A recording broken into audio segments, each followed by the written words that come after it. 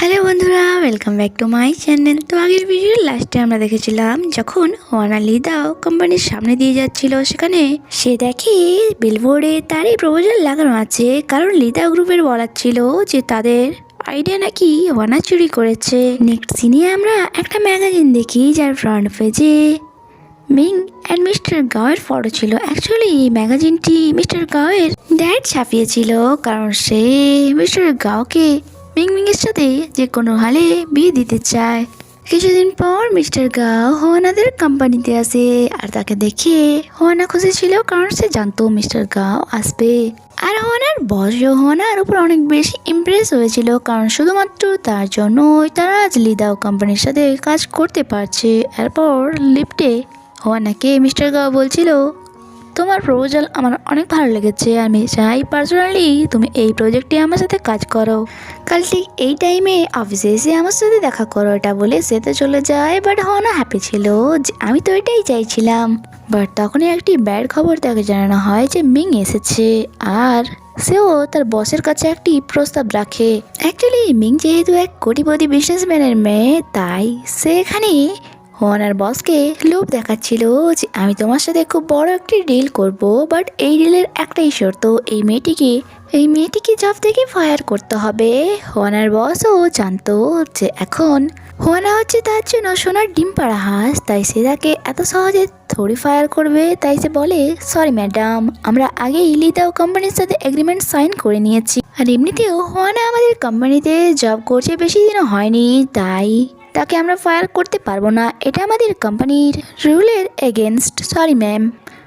এরপর যখন মিং বাইরে আসে, হোয়ানা তাকে বলে, যদি তুমি মিস্টার গাওয়ের জন্য আমার সাথে এমনটা করছো, তাহলে তুমি ভুল করছো। তোমার আমার পেছনে লাগার থেকে এটা হওয়া দরকার যে তুমি মিস্টার গাওকে কি করে পটাবে। আর এমনিতেও যদি এই কোম্পানি থেকে আমাকে ফায়ার করে দেয়, তাহলে আমি লিদাও কোম্পানিতে ইজিলি জব পেয়ে যাব, কারণ কয়েকদিন আগে আমি একটি রিসার্চ প্রপোজাল লিখেছি যা মিস্টার গাওয়ের অনেক পছন্দ হয়েছে।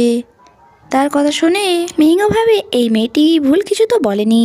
মিস্টার গাওয়ের কথা মতো হোয়ানা নেক্সট ডে লিদাও কোম্পানিতে যায়, সেখানে মিস্টার গাওয়ের একটি পছন্দের রকেট মডেলস দেখছিল। তখনই পেজের একটি মেসেজ আসে, এটাতে লেখা ছিল, তোমার জন্য সিস্টেমের তরফ থেকে একটি গিফট আছে। আর সামনে এসে দেখে একটি সুপার গ্লু, যা ফট করে উড়ে এসে তার জ্যাকেটে পড়ে যায়। সেভাবে সিস্টেম কি পাগল হয়ে গেল নাকি, অ্যান্ড সেটা মুছে ফেলার জন্য কিছু খোঁজাখুঁজি করছিল।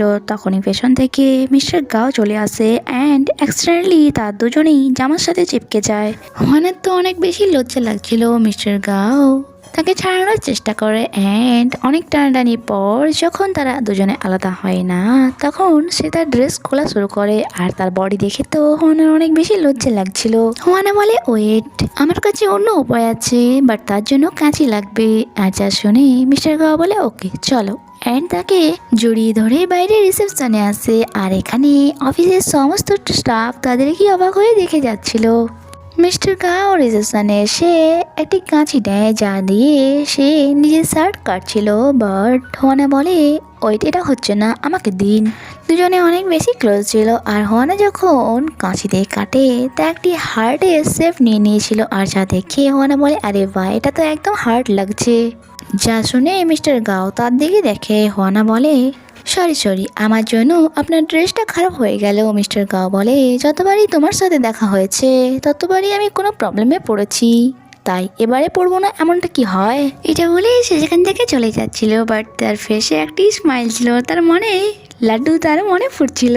এন্ড অফিসের সমস্ত স্টাফ তাদের দুজনকে এইভাবে একসাথে দেখে ভাবছিল আসলে এই দুজনের মধ্যে চলছেটা কি। তখনই সেখানে মিস্টার গাওয়ের সেক্রেটারি আসে, অ্যান্ড হোয়ানাকে বলে, যতবার আমার বসের তোমার সাথে দেখা হয়েছে বড় প্রবলেমে পড়ে গেছে উনি, তাই আমি চাই তুমি এই কোম্পানি অ্যান্ড আমার বসের থেকে একটু দূরে থাকো। যখন কি হোয়ানার তো এখনো মিস্টার গাওয়ের বডির কথাই মনে পড়ছিল, অ্যান্ড সে স্মাইল করছিল। তখনই তার মনে পড়ে, আরে আমি এখানে কি কাজের জন্য এসেছি, যদি না আমি কাজ কমপ্লিট করে যাই তাহলে বস আমাকে আস্ত রাখবে না। এরপর যখন সে কোম্পানি থেকে বাইরে আসে, কোম্পানির বাইরে মিস্টার গাওয়ের ড্যাড ছিল, আর তাকে দেখে বলে, কারে বসো, তোমার সাথে আমার কিছু কথা আছে। ড্যাড বলে, কত টাকার বিনিময়ে তুমি আমার ছেলের পিছনেও ছেড়ে দেবে? সে বলে, আমাকে জাস্ট 5টা মাস দিয়ে দিন, আমি নিচে থেকে আপনার ছেলের লাইফ থেকে চলে যাব। ড্যাড বলে, কেন এই 5টা মাসে তুমি আমার ছেলের কি ক্ষতি করতে চাও? হোয়ানা ভাবে এই বুড়োটার সাথে এত বকতে ভালো লাগছে না, কিছু টাকা নিয়ে তার পিছু ছাড়াই অ্যান্ড তাকে বলে আমাকে 5 লাখ টাকা দিন। বাট মিস্টার গাওয়ের ড্যাড তাকে 10 লাখ টাকা দেয় অ্যান্ড সে সেখান থেকে চলে যায়। এদিকে সেক্রেটারি মিস্টার গাওকে জানাচ্ছিল হোয়ানাকে আপনার ড্যাডের থেকে কিছু টাকা নিতে দেখা গেছে। যা শুনে মিস্টার গাও ভাবে আসলে এই মেয়েটি করতে কি চায়। নেক্সট সিনে আমরা দেখি মিং অ্যান্ড মিস্টার গাও ডেটে এসেছিল। অ্যাকচুয়ালি তাদের এই ডেটটি আজ ঠিক করেছে মিস্টার গাওয়ের ড্যাড। তারা এখানে অনেক কথা তো বলে, বাট মিং বুঝতে পারে এভাবে মিস্টার গাও পড়বে না অ্যান্ড সে বাইরে চলে আসে, যেখানে গাওয়ের সেক্রেটারিকে দেখে জিজ্ঞাসা করে, তোমাকে একটা কথা জিজ্ঞাসা করবো, সত্যি করে বলবে মিস্টার গাও অ্যান্ড হোয়ানার মধ্যে কি সম্পর্ক? সে তাকে কানে কানে কিছু বলে, যা শুনে মিং বলে ঠিক আছে, সত্যটা বলার জন্য ধন্যবাদ অ্যান্ড এরপর থেকে তাদের মধ্যে যা হবে তুমি আমায় বলবে অ্যান্ড সেখান থেকে চলে যায়। আর সেক্রেটারি গাওকে কল করে জানায়, বস আপনি ঠিক যেমনটা করতে বলেছিলেন আমি ঠিক তেমনটা করেছি। বন্ধুরা আপনাদের কি মনে হয় মিস্টার গাও কি কিছু প্ল্যান করছে? ওয়েল নেক্সট সিনে আমরা হোয়ানাকে দেখি সে গেম সেন্টার এসেছিল নিজের রাগ কম করার জন্য। ম্যাং তার সাথে ছিল অ্যান্ড তাকে বলছিল, হোয়ানা তোমার তিহান নামের ছেলেটির কথা মনে আছে? সেভাবে তিহান নামের ছেলে বলতে এটা তো সেই নোবেলে যার কথা লেখা আছে যে এই নোবেলের এন্ডিংয়ে সে মারা যাবে। ওয়েল তারা বলে অনেক রাত হয়ে গিয়েছে, চলো ডিনার করা যাক। আর এদিকে মিস্টার গাও বাসায় বসেছিল অ্যান্ড সে কিছু ভাবছিল। আর তখনই আজকে অফিসে ঘটে যাওয়া সিনটির কথা তার মনে পড়ে যে কিভাবে হোয়ানা যখন কাট করে জামার টুকরোটা হার্ট সেভ নিয়ে নিয়েছিল। ওয়েল নেক্সট ডে হোয়ানা একটি রেস্টুরেন্টে বসেছিল, হঠাৎই সেখানে মিস্টার গাও আসে অ্যান্ড তাকে দেখে বলে, তোমার কাছে এই মডেলটি কি করে এলো? হোয়ানা জিজ্ঞাসা করে, কেন এটা কি অনেক বেশি মূল্যবান? মিস্টার গাও বলে, না অ্যাকচুয়ালি তুমি একটি মেয়ে আর তুমি এটি বানিয়েছো বলে আমার তো মনে হয় না, তাই এটা আবার কিভাবে জোড়া লাগলো? সে বলে, আচ্ছা আমাকে কি আপনার এতটাই অলস মনে হয় যে আমি এই সামান্য জিনিসটা জোড়া লাগাতে পারবো না? মিস্টার গাও বলে, আমি এখানে এসেছি কাজের ব্যাপারে কথা বলতে, তাই এসব ফালতু কথা বলে টাইম নষ্ট না করাই ভালো। টেবিলে 3টি নেল পলিশের বটল রাখা ছিল। হোয়ানা তাকে বলে, তো বলুন স্যার এই 3টি কালারের মধ্যে আপনার কোনটা পছন্দ? তার এই কথা জবাব না দিয়ে মিস্টার গাও বলে, তোমার যদি কথা শেষ হয়ে যায় তাহলে কি আমরা আমাদের প্রপোজালের ব্যাপারে কথা বলতে পারি?